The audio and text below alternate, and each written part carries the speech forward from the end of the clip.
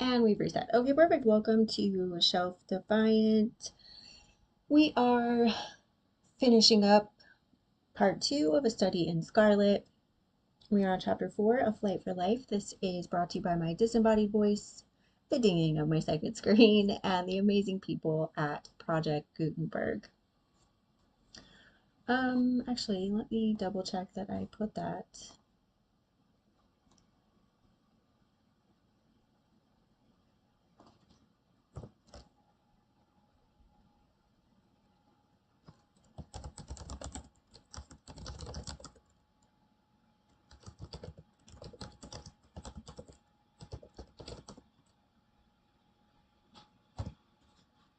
Okay, give me 1 second. I am just dropping the link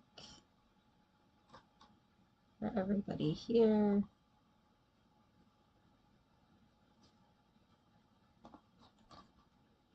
in the description. So if you'd like to follow along or read it solo, you've got that option. Okay, now it's in the description. Okay, perfect. All right, let's continue on with the madness in the West.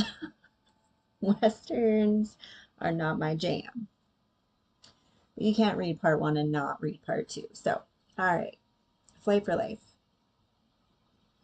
Oh, right. Last chapter we had a bit of an ultimatum, and now we've come to the end of the time frame that John was given. So let's see what happens. On the morning which followed his interview with the Mormon prophet, John Ferrier went into Salt Lake City, and having found his acquaintance, who was bound for the Nevada mountains, he entrusted him with his message to Jefferson Hope. In it he told the young man of the imminent danger which threatened them, and how necessary it was that he should return. Having done thus, he felt easier in his mind and returned home with a lighter heart. As he approached his farm, he was surprised to see a horse hitched to each of the posts of the gate. Still more surprised was he on entering to find two young men in possession of his sitting room. One, with a long pale face, was leaning back in the rocking chair with his feet cocked up upon the stove. The other, a bull-necked youth with coarse, bloated features, was standing in front of the window with his hands in his pocket, whistling a popular hymn. Both of them nodded to Ferrier as he entered, and the one in the rocking chair commenced the conversation. "Maybe you don't know us," he said. "This here is the son of Elder Drebber, and I'm Joseph Stangerson, who traveled with you in the desert when the Lord stretched out his hand and gathered you into the true fold." "As he will all the nations in his own good time," said the other in a nasal voice. "He grindeth slowly, but exceeding small." Shouldn't that be exceedingly small? Okay, exceeding small it is. John Ferrier bowed coldly. He had guessed who his visitors were. "We have come," continued Stangerson, "at the advice of our fathers, to solicit the hand of your daughter for whichever of us may seem good to you and to her. As I have but 4 wives, and Brother Drebber here has 7, it appears to me that my claim is the stronger one." Oh, can I just take a moment here to say ew? A resounding ew on that. All right, continuing on. "Nay, nay, Brother Stangerson," cried the other, "the question is not how many wives we have, but how many we can keep.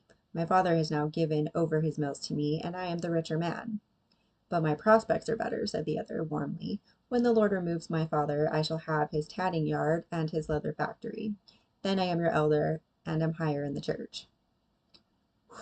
"It will be for the maiden to decide," rejoined young Drebber, smirking at his own reflection in the glass. "We will leave it to her. We will leave it in Okay, I'm getting too caught up in the horrible situation this is. Let me start that over. Okay, Drebber says, "We will leave it all to her decision." During this dialogue, John Ferrier had stood fuming in the doorway. Glad it's not just me. Hardly able to keep his riding whip from the backs of his two visitors. "Look here," he said at last, striding up to them. "When my daughter summons you, you can come. But until then, I don't want to see your faces again."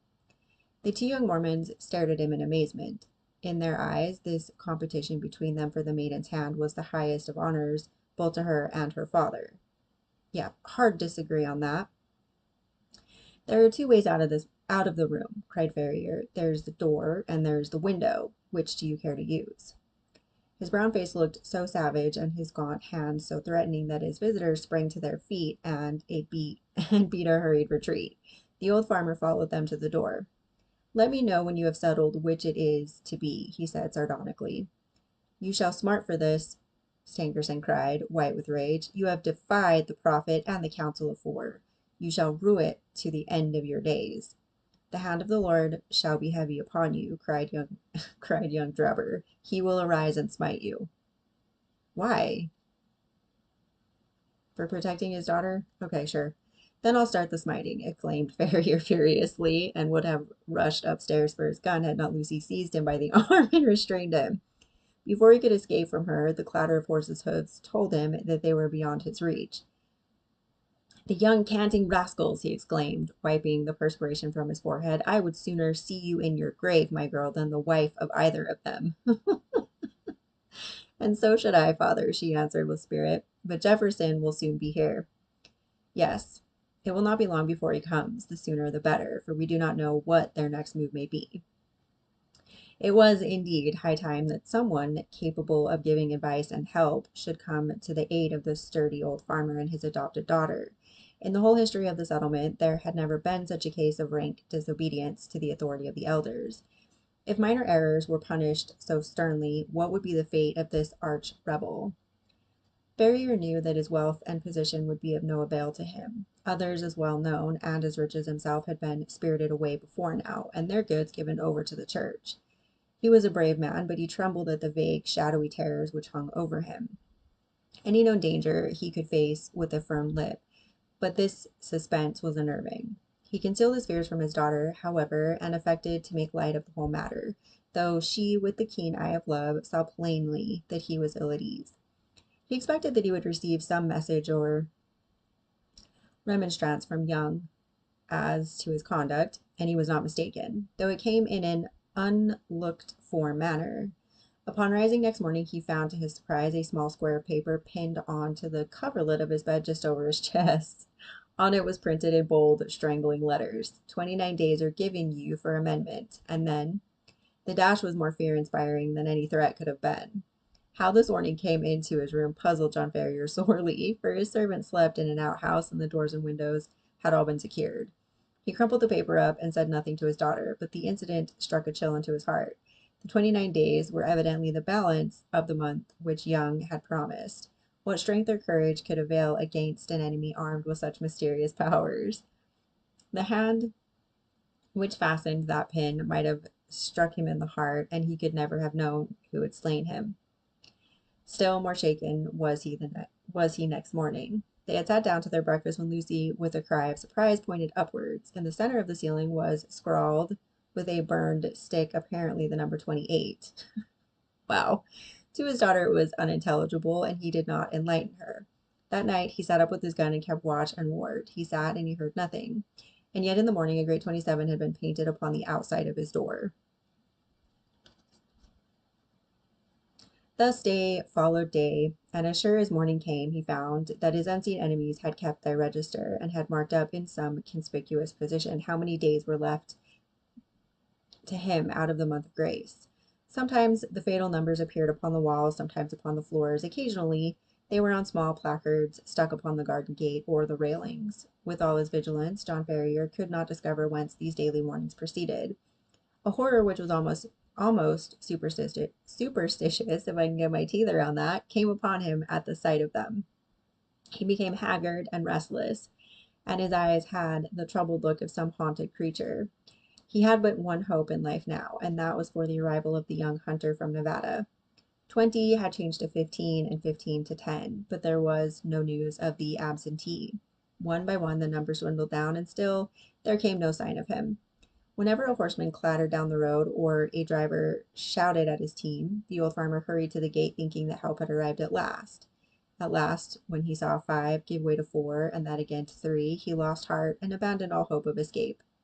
Single-handed, and with his limited knowledge of the mountains which surrounded the settlement, he knew that he was powerless. The more frequented roads were strictly watched and guarded, and none could pass along them without an order from the council.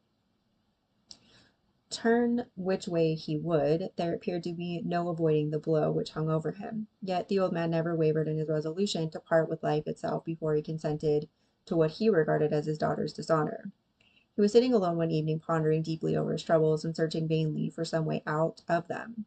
That morning had shown the figure too upon the wall of his house, and the next day would be the last of the allotted time. What was to happen then? All manner of vague and terrible fancies filled his imagination, and his daughter, what was to become of her after he was gone? Was there no escape from the invisible network which was drawn all round them? He sank his head upon the table and sobbed at the thought of his own impotence. What was that? In the silence he heard a gentle scratching sound, low but very distinct in the quiet of the night. It came from the door of the house. Ferrier crept into the hall and listened intently. There was a pause for a few moments, and then the low, insidious sound was repeated. Someone was evidently tapping very gently upon one of the panels of the door.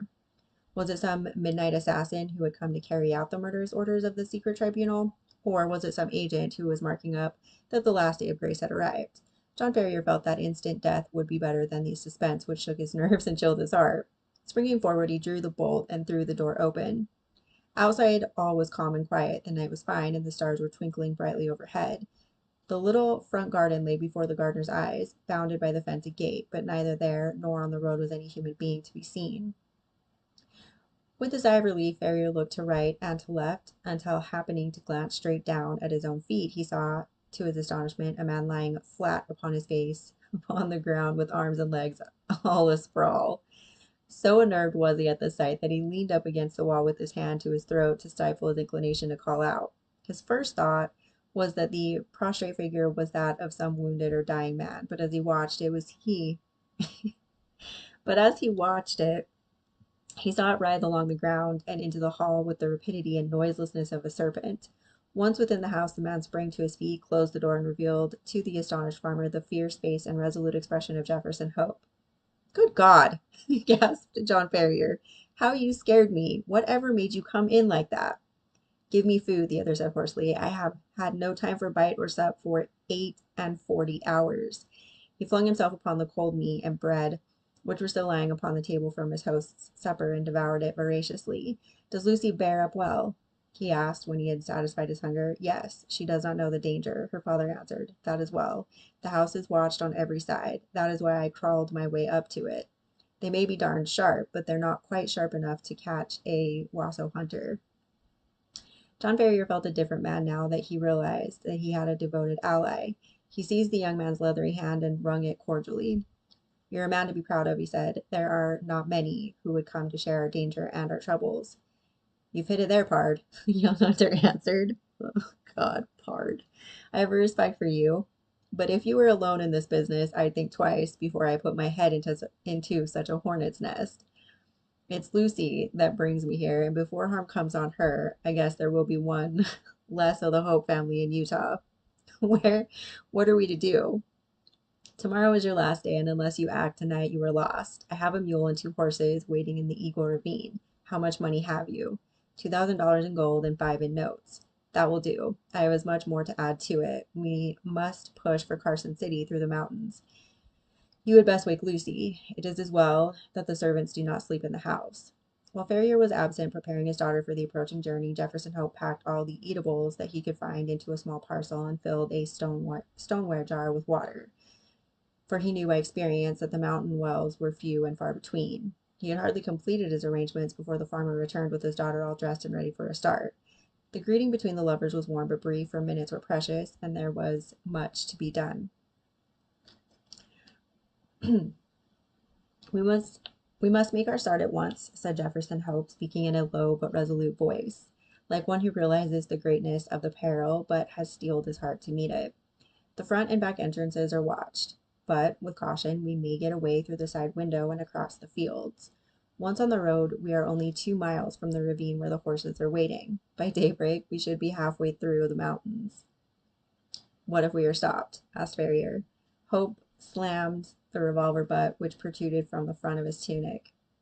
"If there are too many for us, we shall take 2 or 3 of them with us," he said, with a sinister smile.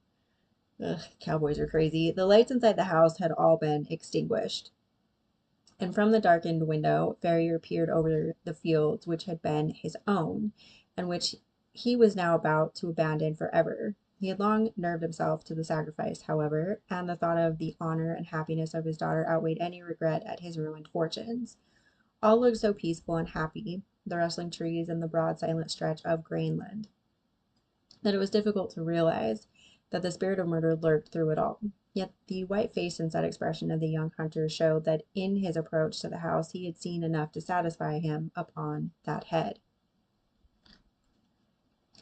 Ferrier carried the bag of gold and notes. Jefferson Hope had the scanty provisions and water, while Lucy had a small bundle containing a few of her more valuable possessions. Opening the window very slowly and carefully, they waited until a dark cloud had somewhat obscured the night, and then one by one passed through into the little garden. With bated breath and crouching figures, they stumbled across it and gained the shelter of the hedge, which they skirted until they came to the gap which opened into the cornfields. They had just reached this point when the young man seized his two companions and dragged them down into the shadow, where they lay silent and trembling. It was as well that his prairie training had given Jefferson Hope the ears of a lynx. He and his friends had hardly crouched down before the melancholy hooting of a mountain owl was heard within a few yards of them, which was immediately answered by another hoot at a small distance. At the same moment a vague shadowy figure emerged from the gap for which they had been making and uttered the plaintive signal cry again, on which a second man appeared out of the obscurity. "Tomorrow at midnight," said the first, who appeared to be in authority, "when the whippoorwill calls 3 times." When the whippoorwill. That's weird that it's spelled like that. Whip-poor-will. Okay. "It is well," returned the other. "Shall I tell Brother Drebber? Pass it on to him, and from him to the others. 9 to 7. 7 to 5, repeated the other, and the two figures flitted away in different directions.